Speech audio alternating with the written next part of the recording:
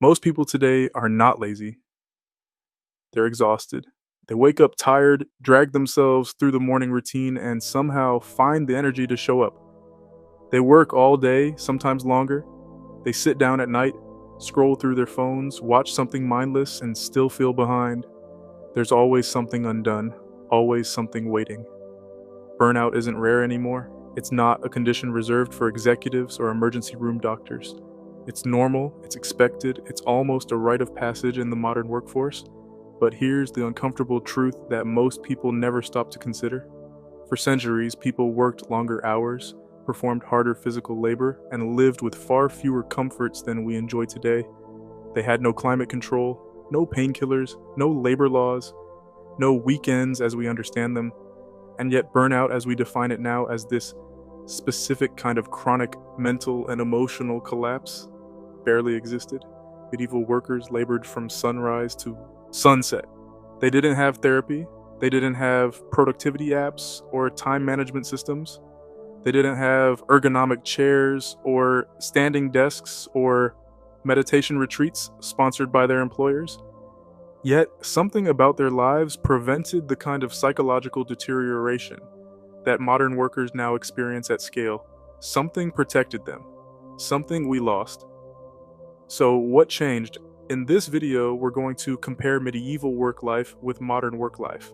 Not to romanticize the past, not to suggest we should return to an era of plague and feudalism, but to expose the systems that protected people then and the ones quietly breaking us now. And if you're watching this because you feel tired all the time, overwhelmed by invisible demands, or constantly on even when you're supposed to be resting, this video will explain why. Not with platitudes, not with productivity tips, but with history. If you find yourself thinking, I've always felt this, but never had the words for it, subscribe. This channel exists to explain what changed calmly, honestly, and without nostalgia. We're not here to sell you a fantasy of the past. We're here to understand what modernity took from us and what we might be able to reclaim. Before we go further, we need to define what we're actually talking about. Burnout is not just tiredness. Everyone gets tired. Medieval peasants got tired. Roman soldiers got tired.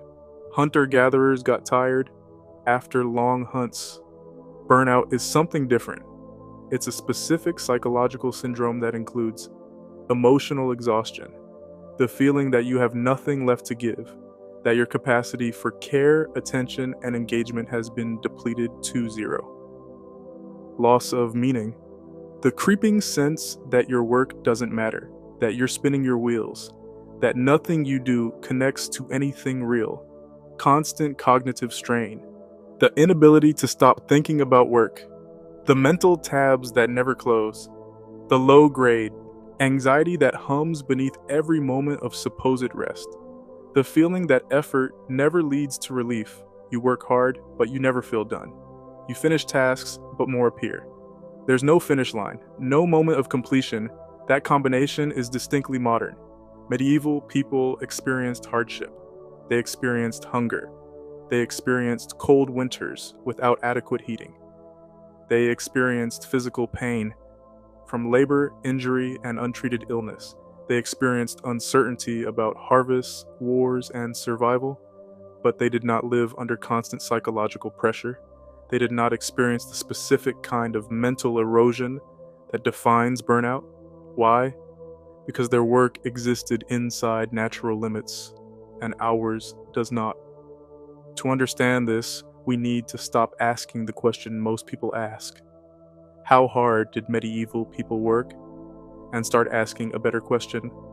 How was their work structured? The answer to that question changes everything. Medieval labor followed the sun, the seasons, and the body. This wasn't a philosophical choice. It wasn't because medieval people were wiser or more enlightened about work-life balance. It was simply the reality of a world without artificial light and modern technology. There were no clocks ruling the day. Time wasn't measured in minutes and hours, the way we measure it now. Work began when the sun rose and ended when the sun set. not because that was the most efficient schedule, but because darkness made work impossible. That constraint mattered more than we realize. Modern work ignores circadian rhythm, it ignores daylight cycles, it ignores seasonal changes in human energy. We expect the same output in December that we expect in June. We expect the same alertness at 9 p.m. that we expect at 9 a.m. Medieval work was forced to respect these rhythms. In winter, days were short.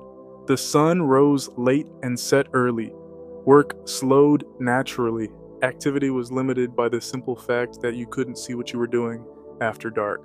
People spent more time indoors, more time resting, more time in what we might now call recovery mode. In summer, days were long. Work intensified. People labored for more hours because more hours were available. Exhaustion was expected, but it was followed by rest. The harvest ended, the days shortened, the body was allowed to recover. This seasonal rhythm prevented chronic strain. Think about what this meant practically. A medieval farmer in January wasn't anxious about being unproductive. The world around them validated rest. Everyone was resting. The animals were resting. The land was resting.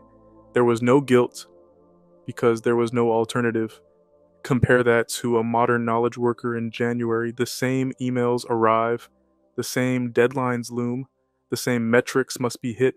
Your body might be craving rest, might be responding to ancient signals that say, slow down, it's winter, but nothing in your environment supports that instinct. You override it with coffee and willpower and guilt. Modern workers, by contrast, live in perpetual summer. Artificial light means we can work at any hour. Digital connectivity means we can be reached at any moment. Climate control means we feel no physical signal that seasons are changing. The expectations placed on us are identical year-round. January productivity targets look the same as July productivity targets. The body never gets a true off-season.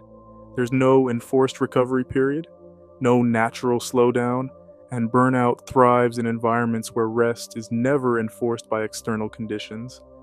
One of the most overlooked differences between medieval and modern work is deceptively simple. Medieval days ended, not metaphorically, literally. When the sun went down, work stopped. Tools were put away, the village quieted. There was nothing else to do because there was nothing else you could do. There was no email waiting in your pocket, no messaging app pinging with requests, no just one more task that could be squeezed in before bed. Darkness was an absolute boundary. It wasn't optional. It wasn't something you had to enforce through willpower or digital detox strategies. It was simply the end of the day. Modern work has no natural ending. Even after official work hours, your phone remains active. Your laptop sits on the kitchen table. Notifications arrive. Unresolved tasks linger in your mind. The boundary between work and not work is fuzzy at best, non-existent at worst. This creates what psychologists call cognitive spillover, the phenomenon where work never fully leaves your mental space. You're physically at home, but mentally still at the office. You're technically off the clock, but your brain is still processing, planning, worrying. Medieval workers finished tasks physically. They saw completion visually. A field was plowed or it wasn't. A tool was forged or it wasn't. A wall was built or it wasn't. At the end of each day, there was tangible evidence of what had been accomplished. They felt closure daily. Modern workers manage abstract tasks. We juggle invisible responsibilities. We send emails into the void and wait for responses. We work on projects that span weeks or months with no clear moment of completion. We rarely feel done. The psychological term for this is the Zeigarnik effect. The mind's tendency to remember and fixate on incomplete tasks more than completed ones.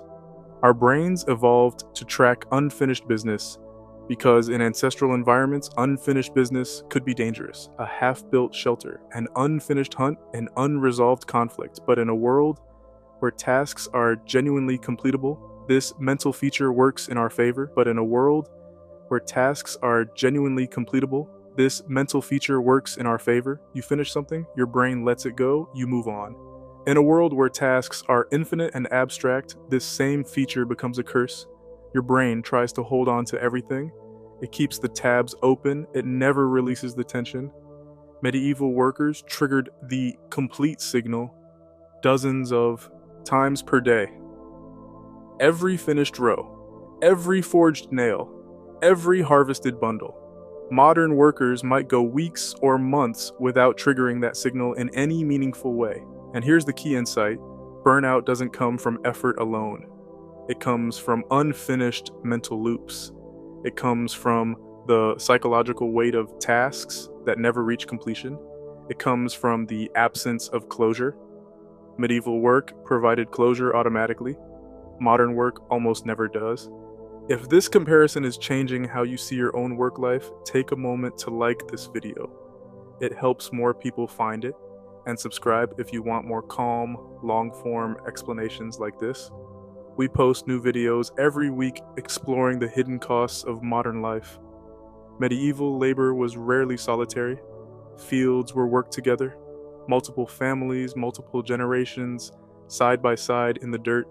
Workshops were shared spaces where apprentices, journeymen, and masters worked within arm's reach of each other. Skills were learned not from YouTube tutorials or online courses, but from watching, imitating, and receiving immediate feedback from people physically present. This mattered psychologically in ways we're only beginning to understand.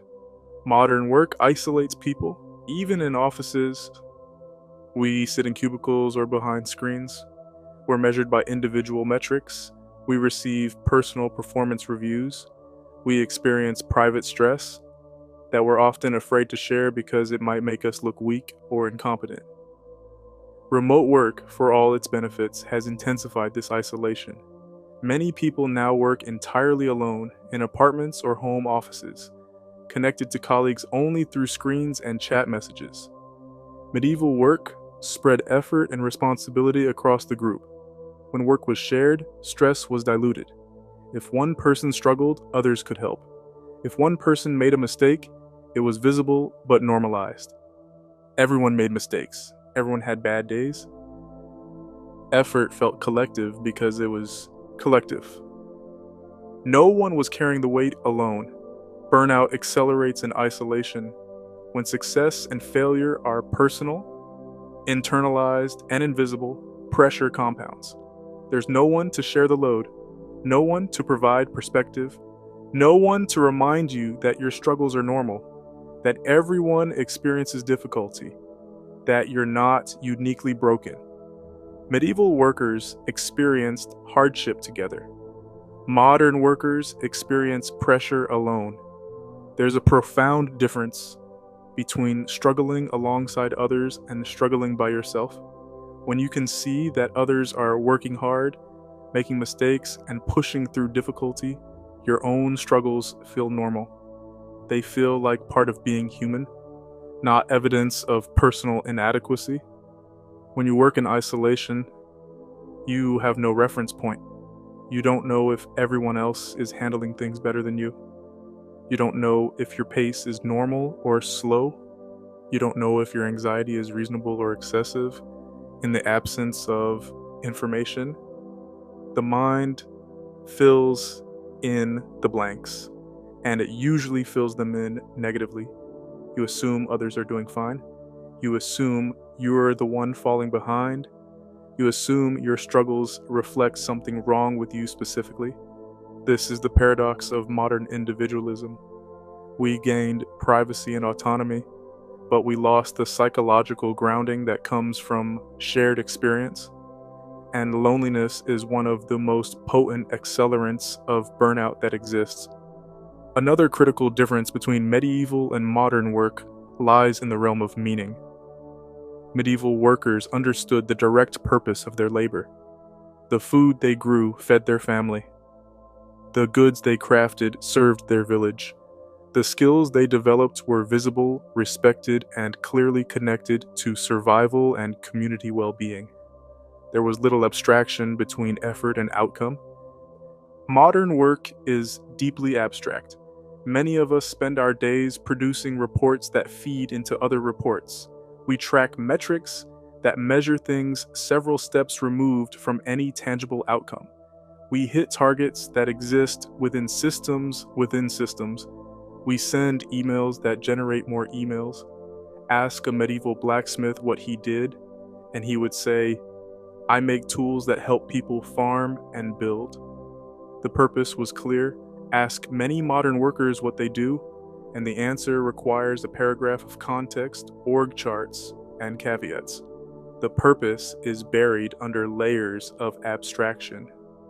This matters because meaning acts as a psychological buffer against exhaustion. When you understand why your work matters, when you can see the connection between your effort and something real, you can endure difficulty. You can push through hard days. The strain feels worth it. When meaning erodes, when the connection between effort and outcome becomes invisible or non-existent, exhaustion deepens. You're not just tired, you're tired and you don't know why you're bothering. Many people today don't burn out because they work too hard. They burn out because their work feels disconnected from reality. They burn out because they've lost the thread of meaning that makes effort feel worthwhile. Medieval labor produced tangible outcomes. It reinforced identity. It created visible value in the world. Modern labor often produces emails, numbers, and temporary outputs that vanish into digital systems, never to be seen again. The absence of meaning isn't just disappointing, it's exhausting. Psychologists who study burnout have found that meaning is one of the strongest protective factors against it. People can endure tremendous difficulty when they believe their effort matters. Soldiers, activists, caregivers, they often work under brutal conditions, but maintain psychological resilience because they see the purpose of their sacrifice. But strip away meaning, and even relatively easy work becomes draining. You're not just using energy. You're using energy for nothing. The expenditure feels wasteful, pointless, absurd. This is why some of the highest rates of burnout occur not in the hardest jobs, but in jobs that feel meaningless. Bureaucratic positions where people shuffle papers that no one reads. Corporate roles where the connection to any real-world outcome has been severed by layers of abstraction. Jobs where the answer to "why does this matter?" is simply because the system requires it. Here's something that surprises most people when they first learn it. Medieval Europe had more rest days than modern societies do. Feast days, holy days, saints' days, seasonal pauses, market days, when normal work was suspended. Historians estimate that medieval peasants had somewhere between 70 and 150 days off per year, depending on the region and time period. That's not a typo. In some cases, medieval workers had more days off than modern workers with generous vacation policies. Work stopped regularly, not as a reward for productivity, not as something earned through hustle, but as a rule, as a structural feature of society. Rest wasn't conditional, it was assumed. The church calendar enforced rest. Communities enforced rest. The rhythm of agricultural life enforced rest. You didn't have to justify taking time off. You didn't have to prove you deserved it. It was simply how life worked. Modern culture flipped this completely. Today, rest is conditional. You have to earn your vacation days. You have to request time off and hope it's approved. Even when you're technically on vacation, you might feel pressure to check email or remain available. Leisure feels guilty. There's always something else you could be doing, should be doing. Stopping feels risky, like you're falling behind while everyone else keeps moving. When rest becomes optional, it disappears. When rest requires willpower to claim, many people simply don't claim it. They push through. They tell themselves they'll rest later when things calm down. But things never calm down. Medieval systems forced recovery. The structure of society made rest unavoidable. Modern systems require extraordinary self-discipline to rest. and they punish that rest subtly through missed opportunities, accumulated work, and the nagging sense that you're not keeping up. Burnout is the cost of making rest a personal responsibility instead of a structural guarantee. Consider the psychological difference. In medieval society, when a feast day arrived, everyone stopped. The blacksmith stopped, the farmer stopped, the miller stopped. You weren't falling behind because no one was pulling ahead. Rest was collective. In modern society, when you take time off, the world keeps moving. Emails accumulate, competitors don't pause. The fear of falling behind is real because falling behind is possible. Rest becomes a calculated risk rather than a natural rhythm. This fundamentally changes the experience of rest. Medieval rest was restorative because it was complete. Modern rest is often anxious, partial, contaminated by the knowledge that the machine keeps running without you. True rest requires the absence of pressure, and pressure doesn't disappear just because you're not at your desk. Let's be very clear about what we're saying here. Modern work is not worse because it's immoral. It's not worse because modern employers are evil or because capitalism is a conspiracy to destroy human happiness. Modern work is worse because it violates human design constraints. We evolved over hundreds of thousands of years in environments with natural light cycles, seasonal variation, clear task completion, communal effort, tangible outcomes, and enforced rest. Modern work ignores natural rhythms. It removes clear endings. It isolates effort. It abstracts purpose. It eliminates enforced rest. Each of these changes on its own might be manageable. Together, they create a perfect storm of psychological strain. Medieval work was physically harder. There's no question about that. It was backbreaking, dangerous, and often painful, but it was mentally contained. When the day ended, it ended. When the season ended, it ended. When the task was done, it was done.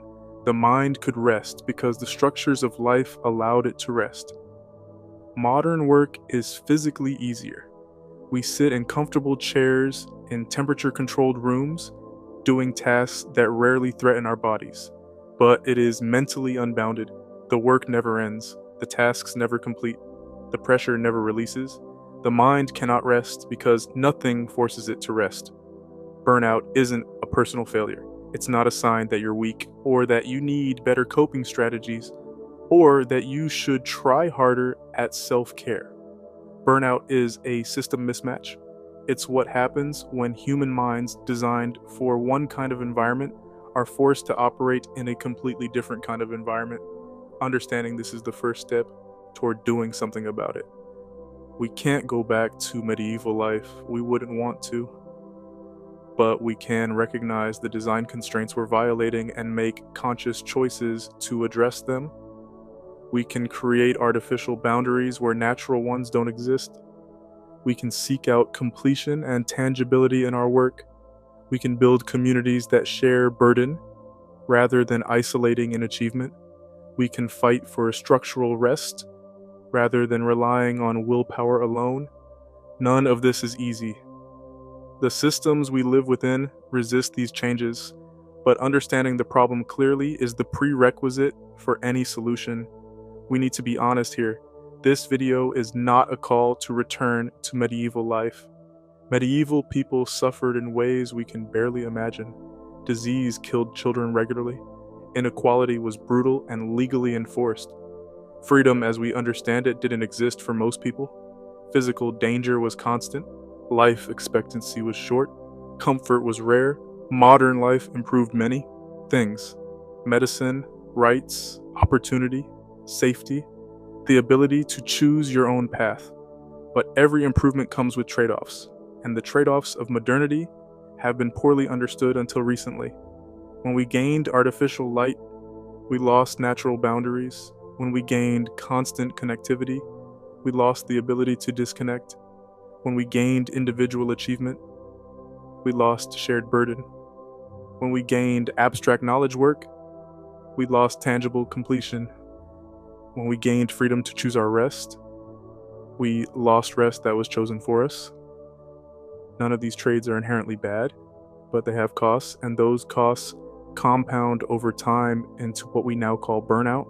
Burnout is the hidden cost of efficiency without limits.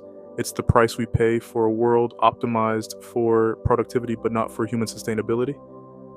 Recognizing this doesn't mean rejecting modernity. It means understanding modernity clearly enough to make conscious choices about how we live within it.